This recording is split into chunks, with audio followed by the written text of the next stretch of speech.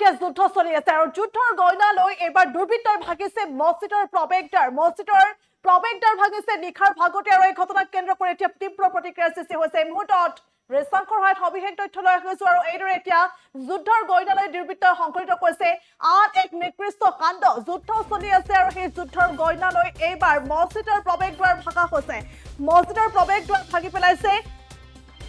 দুৰ্বৃত্তই আৰু নিখাৰ অন্ধকাৰৰ সুযোগ লৈ এই ঘটনা সংঘটিত কৰিছে আমি দৃশ্যাংশটো দেখুৱাইছো আৰু এয়া হৈছে এটা মছজিদ আৰু এই মছজিদৰ প্ৰৱেশদ্বাৰ ভাগিছে চাৰিখনকৈ গ্লাছ ভাঙিছে আৰু এইদৰে এই ঘটনাক কেন্দ্ৰ কৰি এতিয়া তীব্ৰ প্ৰতিক্ৰিয়াৰ সৃষ্টি হৈছে ভাৰত পাকিস্তানৰ যুদ্ধ চলি আছে আৰু সেই যুদ্ধৰ গইনা লৈ এনেধৰণৰ নিকৃষ্ট কাণ্ড সংঘটিত কৰিছে দুৰ্বৃত্তই আৰু প্ৰথম অৱস্থাত ইমামে এই দৃশ্য প্ৰত্যক্ষ কৰিছে মছজিদৰ ইমামে এই দৃশ্যটো প্ৰত্যক্ষ কৰিছে তাৰ পাছতে পৰিস্থিতি উত্তপ্ত হৈ পৰিছে আমগুৰিত এই ঘটনা সংঘটিত হৈছে আমগুৰিৰ টিপুক মছজিদত এইদৰে নিখাৰ অন্ধকাৰৰ সুযোগ লৈ দুৰ্বৃত্তই ভাগিছে প্ৰৱেশদ্বাৰ মছজিদৰ প্ৰৱেশদ্বাৰৰ গ্লাছ পৰ্যন্ত ভাগি দিয়া হৈছে দৃশ্যাংশটো দেখুৱাইছো আৰু এইদৰে এই ঘটনাক কেন্দ্ৰ কৰি এতিয়া তীব্ৰ প্ৰতিক্ৰিয়াৰ সৃষ্টি হোৱা পৰিলক্ষিত হৈছে পুনৰ উল্লেখ কৰিছো নিখাৰ ভাগত এই ঘটনা সংঘটিত কৰিছে দুৰ্বৃত্তই আৰু এইদৰে প্ৰৱেশদ্বাৰৰ চাৰিখনকৈ গ্লাছ ভাঙিছে আৰু প্ৰথম অৱস্থাত ৰাতিপুৱাৰ ভাগতে মছজিদৰ ইমামে এই দৃশ্য প্ৰত্যক্ষ কৰিছে আৰু এই দৃশ্য প্ৰত্যক্ষ কৰি স্থানীয় ৰাইজক অৱগত কৰিছে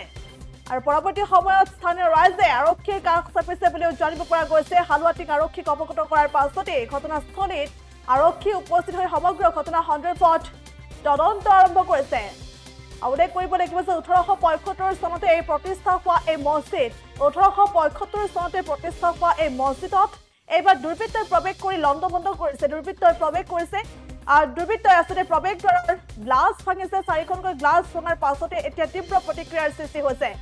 আমগুৰিৰ টিপুক মছজিদত এই ঘটনা সংঘটিত হৈছে এই মুহূৰ্তত ভাষ্য আছে আগবঢ়াইছো এইটো হ'ল কি যে আমাৰ এই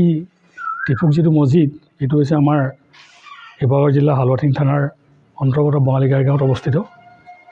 বহুত পুৰণি মছজিদ হয় মছজিদখন 1890 চনতে নিৰ্মাণ অৱস্থাত নিৰ্মাণ কৰা হৈছিল কিন্তু অতি দুখৰ পৰিতাপৰ বিষয়ে যে আমি মাজতে আমাৰ যিহেতু স্থানীয় ৰাইজ খুব কম আমাৰ মুছলিম সমাজৰ প্ৰায় 25-30 ঘৰমান মানুহে আছোঁ আমি গতিকে আমি সকলোৱে মিলিজুলি আমাৰ পুৰণা যিটো মছজিদ আছিলে মছজিদটো ভাঙি নতুনকৈ আমি পুনৰ আজি 2022 চনতে আৰম্ভ কৰিলোঁ কিন্তু বনোৱাৰ পাছত সম্পূৰ্ণ শেষ হোৱাই নাই এতিয়াও কিন্তু অতি দুখৰ পৰিতাপৰ বিষয়ে যে আমাৰ বৰ্তমান যি আমাৰ নিৰ্মাণ মছজিদটো আধা হৈ গ'ল তাৰ মূল যি প্ৰৱেশদ্বাৰ সেই প্ৰৱেশদ্বাৰত কোনোবা দুৰ্বৃত্তই যোৱা নিশা আহি মছজিদৰ ভিতৰত প্ৰৱেশ কৰি ভিতৰলৈ প্ৰৱেশ কৰা নাই কিন্তু কিবা অস্ত্ৰৰে বা হাতেৰে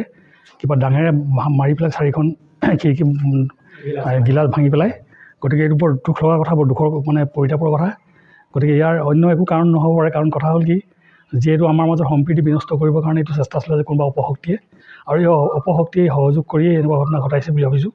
গতিকে আমি আশা ৰাখিছোঁ যি বৰ্তমান যি ভাৰত পাকিস্তানৰ মাজত যুদ্ধ চলি আছে তাৰ এটা প্ৰভাৱ এনেকুৱা ধৰণৰ কুপ্ৰভাৱ এনেকুৱা ধৰণৰ পৰিছে বুলি অলপ আমাৰ সন্দেহ হয় গতিকে আমি আশা ৰাখিছোঁ আমি সকলোৱে স্থানীয় ৰাইজে আমাৰ হিন্দু মুছলমান সকলো আমি একত্ৰিত হৈ ইতিমধ্যে আমি ইয়াৰ তদন্ত আৰম্ভ কৰিছোঁ আৰু দোষীক কৰায়ত্ব কৰি অতি সোনকালে বিচাৰ কৰিবৰ কাৰণে মানে ধৰিবৰ কাৰণে ব্যৱস্থা কৰিছোঁ ইতিমধ্যে পুলিচ প্ৰশাসনক আমি জনাই দিছোঁ গতিকে আমি আশা ৰাখিছোঁ যে এই আমাৰ যি সম্প্ৰীতি আমাৰ সদায় অটুট থাকিব এই সম্প্ৰীতি এনেজন কোনো ভাঙিব নোৱাৰে গতিকে আমাৰ গাঁৱতে নামঘৰ মছজিদ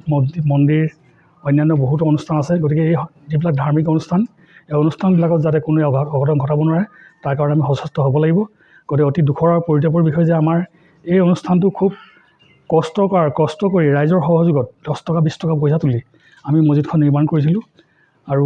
তাৰ বিনিময়ত আজি এই যিটো ঘটনা ঘটি গ'ল এই অতি দুৰ্ভাগ্যজনক আৰু সঁচাকৈ ধিক্কাৰ দিছোঁ সেইসকলক যিসকলে এই অতি বেয়া কাম এই দুৰ্বৃত্তই কৰিলে এই কামটো তাৰ কাৰণে তেখেতৰ দুৰ্বৃত্তক হেৰি কৰিছোঁ এই কি কয় ধিক্কাৰ দিছোঁ গতিকে আশা ৰাখিছোঁ যাতে অনাগত দিনত আৰু আমাৰ ইয়াত এনেকুৱা ধৰণৰ ঘটনা নঘটক আৰু আগে পিছে হোৱাও নাই এনেকুৱা ধৰণৰ ঘটনা আৰু যাতে অনাগত দিনত যাতে নঘটক তাৰ কাৰণে মই আমাৰ ঊৰ্ধ্বতম কৰ্তৃপক্ষলৈকে অৰ্থাৎ গোটেই আমাৰ সকলো ৰাইজলৈ এই আপাহতে মই অনুৰোধ জনাইছোঁ আমি সকলোৱে যাতে সম্প্ৰীতিয়ে বজাই ৰাখিব পাৰোঁ তাৰ কাৰণে অসমবাসী সকলোকে মই মোৰ ফালৰ পৰা আমাৰ এই জামাতৰ ফালৰ পৰা আমি ধন্যবাদ মানে সকলোকে একত্ৰিত হৈ থাকিবৰ কাৰণে সম্বোধন কৰিছোঁ বা জনাই দিছোঁ ঘটনা যাতে গতিকে আমি আশা ৰাখিছোঁ